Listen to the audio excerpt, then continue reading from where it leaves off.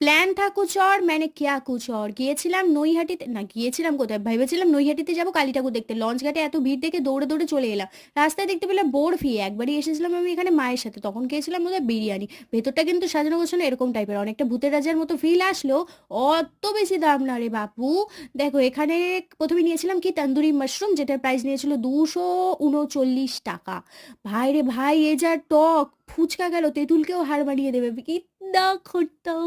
যাকে তারপরে বুক বৃষ্টি করার জন্য নিয়েছিলাম ভার্জিন মজিটো, এটার দাম বোধহয় 169 টাকা নিয়েছিল। বাসন্তী পোলাও 179 টাকা, আর কড়াই পনির 239 টাকা। আশা করি বুঝে গেছো তোমরা এখানে দাম কেমন। খাবারের খাবারের স্বাদ কিন্তু খুবই ভালো, কিন্তু পোলাওয়ের কোয়ান্টিটিটা যদি আরেকটু বেশি দিত আমি বেশি খুশি হতাম আর কি। যাকে বিল আসার পরে ভাবছিলাম এই H2Oটা কি রে বাবা, তারপরে হলো ও পানি, পানি কা নাম হ্যাঁ H2O।